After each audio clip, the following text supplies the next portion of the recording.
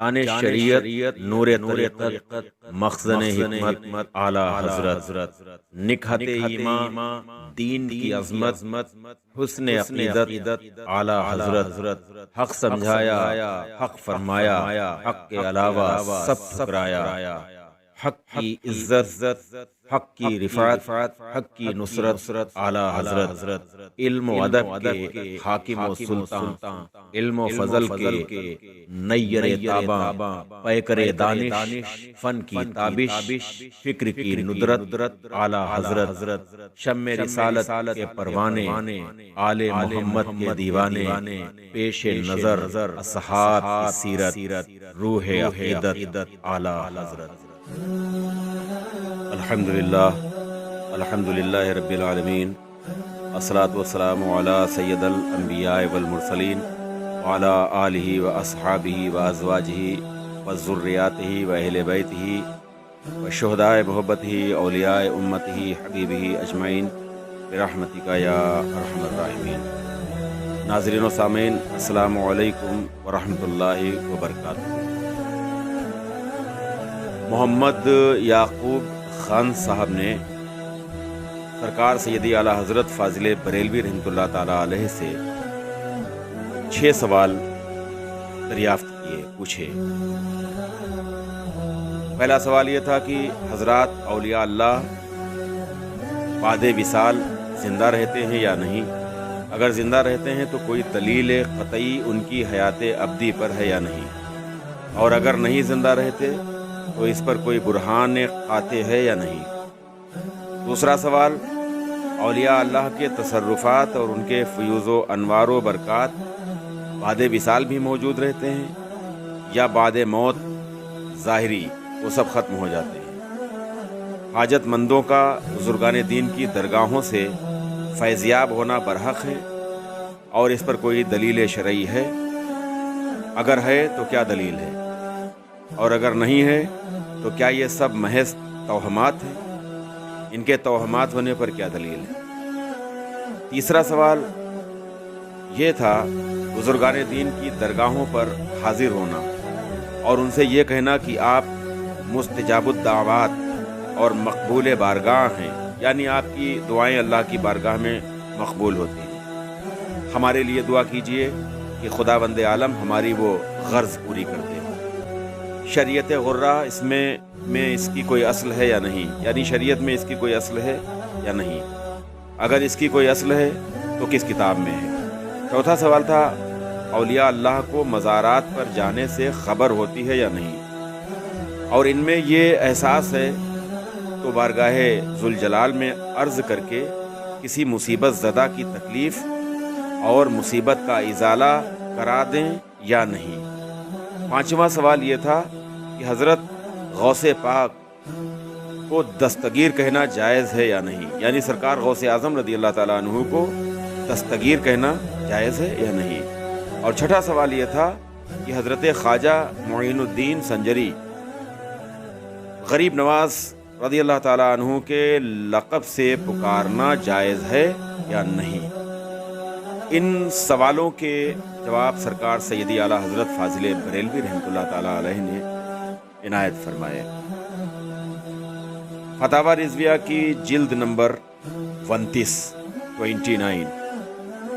اور اس 29ویں جلد کے صفحہ نمبر 102 103 اور 104 105 پر اس کے جواب تحریر ہیں، آپ چاہیں تو دیکھ بھی سکتے ہیں۔ سرکار سیدی اعلیٰ حضرت فاضل بریلوی رحمۃ اللہ تعالیٰ علیہ نے پہلے سوال کا جواب عنایت کیا۔ پہلا سوال یہ تھا کہ حضرات اولیاء اللہ بعد وصال زندہ رہتے ہیں یا نہیں؟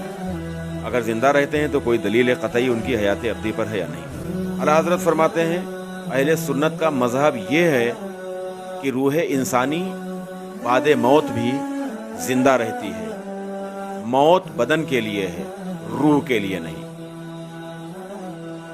علامہ امام جلال الدین سیوطی رحمۃ اللہ تعالیٰ علیہ شرح الصدور میں بعض ائمہ کرام سے نقل فرماتے ہیں کہ کسی نے ان کے سامنے موت روح کا ذکر فرمایا تو فرمایا کہ سبحان اللہ، یہ بد مذہبوں کا قول ہے۔ اللہ تعالیٰ ارشاد فرماتا ہے کل نفس ذائقۃ الموت، ہر جان موت کا مزہ چکھنے والی۔ موت جب تک واقع نہ ہوئی، معدوم کا مزہ کہاں سے آیا؟ اور جب واقع ہوئی، اگر روح مر جائے تو موت کا مزہ کون چکھے؟ یوں ہی اہل سنت جماعت کا اجماع اور صحیح حدیثوں کی تصریح ہے کہ ہر میت اپنی قبر پر آنے والوں کو دیکھتا اور اس کا کلام سنتا ہے۔ موت کے بعد سماع، بصر، علم، ادراک یعنی سننا، دیکھنا، کسی چیز کا علم ہونا یا کسی چیز کا جاننا، محسوس کرنا، سب بدستور باقی رہتے ہیں، بلکہ پہلے سے بہت زیادہ ہو جاتے ہیں کہ یہ صفتیں روح کی تھیں اور روح اب بھی زندہ ہے۔ پہلے بدن میں مقید تھی یعنی قید تھی بدن میں، اور اب اس قید سے آزاد ہے۔ اولیاء کرام سے اس طرح عرض حاجت بلا شبہ جائز ہے۔ شاہ عبدالعزیز محدث دہلوی رحمۃ اللہ تعالی علیہ تفسیر عزیزی میں آپ فرماتے ہیں، قرآن پاک کی ایک آیت کی تفسیر میں آپ لکھتے ہیں کہ اللہ تعالیٰ کے بعض خاص اولیاء ہیں جن کو بندوں کی تربیت کاملہ اور رہنمائی کے لیے ذریعہ بنایا گیا ہے۔ انہیں اس حالت میں بھی دنیا کے اندر تصرف کی طاقت و اختیار دیا گیا ہے، اور کامل وسعت مدارک کی وجہ سے ان کا استغراق اس طرف متوجہ ہونے سے مانے نہیں ہوتا۔ صوفیاء اویسیہ باطنی کمالات ان اولیاء اللہ سے حاصل کرتے ہیں، اور غرض مند اور محتاج لوگ اپنی مشکلات کا حل ان سے طلب کرتے اور پاتے ہیں۔ نیز تفسیر عزیزی میں ہے جلا دینا گویا کہ روح کو بے مکان کرنا ہے، جبکہ دفن کرنا گویا کہ روح کے لیے ٹھکانہ بنانا۔ اسی سبب سے دفن شدہ اولیاء اللہ اور دیگر صالحین مومنین سے نفع و فائدہ کا حصول جاری ہے، اور ان کے لیے امداد و فائدہ رسانی بھی متصور ہے۔ اسی میں حضرت عبدالعزیز محدث دہلوی رحمۃ اللہ علیہ تفسیر میں فرماتے ہیں، ایک سورہ مطففین میں آپ فرماتے ہیں کہ مقام علیین ساتوں آسمانوں کے اوپر ہے، اس کا نچلا حصہ سدرۃ المنتہا اور اوپر والا عرش مجید کے دائیں پائے سے ملا ہوا ہے۔ نیک لوگوں کی روحیں قبض ہونے کے بعد وہاں پہنچتی ہیں۔ مقربین یعنی انبیاء و اولیاء تو وہیں برقرار رہتے ہیں، جبکہ عام صالحین کو ان کے مراتب کے مطابق آسمان دنیا یا آسمان و زمین کے درمیان، یا چاہے زمزم میں یعنی جو زمزم کا کنواں ہے، ٹھہراتے ہیں۔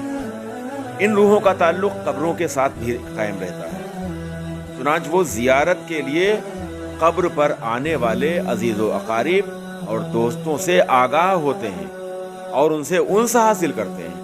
ایک طرح سے لگاؤ ایک طرح سے حاصل ہوتا ہے انہیں، کیونکہ مکانی قرب و بعد روح کے لیے اس دریافت و علم سے مانے نہیں ہوتا، یعنی کہ کون سی جگہ دور ہے ان کے لیے، کون سے قریب ہے، یہ ان کے لیے کوئی مانے نہیں ہے، کوئی روک نہیں ہوتی ہے۔ اس کی مثال انسانی وجود میں روح بصری ہے، یعنی انسانی وجود میں جو روح بصری ہے دیکھنے کی، جو ساتوں آسمانوں کے ستاروں کو چاہ کے اندر دیکھ سکتی ہے، کنویں کے اندر دیکھ سکتی ہے، جو روح بصری ہے۔ حیات شہداء، ہمارا حضرت فرماتے ہیں حیات شہداء یعنی جو شہید اللہ کی راہ میں شہید ہو گئے، ان کی زندگی قرآن عظیم سے ثابت ہے۔ اللہ رب العزت ارشاد فرماتا ہے قرآن پاک میں، جو اللہ کی راہ میں قتل کیے گئے انہیں مردہ مت کہو، وہ زندہ ہیں، تمہیں شعور نہیں۔ تو حیات شہداء قرآن عظیم سے ثابت ہے، اور شہداء سے اب دیکھیے خاص بات یہاں پر، بہت خاص بات، اس کو بہت توجہ کے ساتھ سنیے، بہت توجہ کے ساتھ۔ حیات شہداء یعنی شہیدوں کی جو زندگی ہے قرآن عظیم سے ثابت، اس سے انکار کرے گا، ان کی شہداء کی، شہیدوں کی زندگی کا جو انکار کرے گا وہ قرآن کا انکار کرے گا، اسلام سے خارج ہو جائے گا۔ تو قرآن عظیم سے ثابت ہے۔ اور شہداء سے علماء افضل، جو شہداء ہیں ان سے جو علماء ربانیین ہیں وہ افضل۔ حدیث میں ہے، حدیث پاک میں ہے، اللہ کے محبوب ارشاد فرماتے ہیں روز قیامت شہداء کا خون اور علماء کی دوات کی سیاہی تولے جائیں گے۔ علماء کی دوات کی سیاہی شہداء کے خون پر غالب آئے گی، یعنی خون جو شہداء کا خون ہوگا اس پہ وہ غالب ہو جائے گی۔ اور اب آگے فرماتے ہیں کہ علماء سے اولیاء افضل ہیں، جو علماء کرام ہیں ان سے اولیاء اللہ افضل ہیں۔ تو جب شہداء زندہ ہیں اور فرمایا کہ انہیں مردہ نہ کہو، تو اولیاء کی بدرجہ ان سے افضل ہیں، ضرور ان سے بہتر حی ابدی ہیں، یعنی ان کی جو زندگی ابدی زندگی۔ قرآن عظیم کے اجازات میں یہ بھی ہے کہ امر ارشاد فرماتے ہیں اور اس سے اس کے امثال اور اس سے امثل پر دلالت فرماتے ہیں، جیسے ان سے ہوں نہ کہنا اور انہیں نہ جھڑکنا۔ ماں باپ کو ہوں کہنے سے ممانعت فرمائی، جو کچھ اس سے زیادہ ہو وہ خود ہی منع ہو گیا، یعنی قرآن نے فرمایا کہ ماں باپ سے ہوں نہ کہو، انہیں جھڑکو نہ، تو ماں باپ کو ہوں کہنے سے قرآن پاک میں ممانعت فرمائی گئی، جو کچھ اس سے زیادہ ہو وہ خود ہی منع ہو گیا۔ اور یہی دیکھیے حیات شہداء کی تصریح فرمائی اور حیات انبیاء کا ذکر نہیں فرمایا، یعنی قرآن پاک میں حیات شہداء کی تو تصریح فرمائی ہے اور حیات انبیاء کا ذکر نہیں ہے۔ انبیاء کرام علیہم السلام تو سب سے انسانوں میں، مخلوق میں سب سے افضل والا ہے، لیکن ان کی زندگی کی تصریح نہیں فرمائی ہے قرآن پاک میں، حیات شہداء کی تصریح فرمائی ہے۔ اس لیے نہیں فرمائی کہ جب حیات شہداء کی تصریح فرما دی گئی تو انبیاء تو ان سے بہت ہی افضل والا ہے، اس لیے ان کا ذکر کیا جائے یا نہ کیا جائے، ان کی حیات کا ذکر ہو یا نہ ہو، یہ اعلیٰ خود ہی مفہوم ہو جائے گا۔ تو اس میں یہ جو اللہ حضرت فرماتے ہیں کہ اس میں اولیاء اللہ بلا شبہ داخل ہیں، یعنی اولیاء کرام بھی زندہ ہیں۔ اب ایک اور سوال کا سرکار سید اعلیٰ حضرت فاضل بریلوی رحمۃ اللہ علیہ جواب عنایت فرماتے ہیں، جو کہ سرکار غریب نواز حضور غوث اعظم رضی اللہ تعالیٰ عنہ کے حوالے سے تھا کہ حضرت غوث پاک خود سے سرہ کو دستگیر کہنا جائز ہے یا نہیں، یعنی ہم لوگ جو پیر دستگیر، بڑے پیر دستگیر کہتے ہیں، کیا یہ جائز ہے؟ اعلیٰ حضرت ارشاد فرماتے ہیں حضور سیدنا غوث اعظم رضی اللہ تعالیٰ عنہ ضرور دستگیر ہے۔ اور پھر سرکار غریب نواز کے لیے جو پوچھا تھا تو اس کے لیے ارشاد فرماتے ہیں اور حضرت سلطان الہند معین الحق والدین ضرور غریب نواز ہیں، یعنی ہمارے سرکار غوث اعظم ضرور دستگیر ہیں اور سرکار خواجہ غریب نواز ضرور غریب نواز ہیں۔ سرکار غوث اعظم فرماتے تھے کہ میرے بھائی حسین حلاج کا پاؤں پھسلا، ان کے وقت میں کوئی ایسا نہ تھا کہ ان کی دستگیری کرتا، اس وقت میں ہوتا تو ان کی دستگیری فرماتا، اور میرے اصحاب یعنی ساتھی اور میرے مریدوں اور مجھ سے محبت رکھنے والوں میں قیامت تک جس سے لغزش ہوگی، اس کا قدم لڑکھڑائے گا، کوئی غلطی ہو جائے گی، میں اس کا دستگیر ہوں، اس کی مدد کروں گا۔ تمام مسلمانوں کی زبانوں پر حضور کا لقب غوث اعظم ہے، یعنی سب سے بڑے فریاد رس۔ شاہ ولی اللہ صاحب اور شاہ عبدالعزیز صاحب درکنار۔ اعلیٰ حضرت فرماتے ہیں شاہ ولی اللہ صاحب اور شاہ अब्दुल अजीज साहब दरकिनार, खुद इस्माइल दहलवी ने जाबजा हुजूर को गौसे आजम याद किया है। ये फरियाद रसी और दस्तगीरी नहीं तो क्या है। हजरत शेख मुजद्दिद अल्फसानी अपने मकतूबात में फरमाते हैं, मुर्शिदे गिरामी के विसाल के बाद ईद के रोज उनके मज़ार अक़दस की ज़ियारत के लिए हाजिर हुआ। मज़ार मुबारक की तरफ तवज्जे के दौरान मुर्शिदे गिरामी की रूहानियत मुक़द्दसा का इल्तफ़ात ताम ज़ाहिर हुआ और कमाल गरीब नवाजी से आपने वो निस्बत ख़ासा इनायत फरमाई जो आपको हज़रत ख्वाजा अहरार अलैहि रहमा से हासिल थी।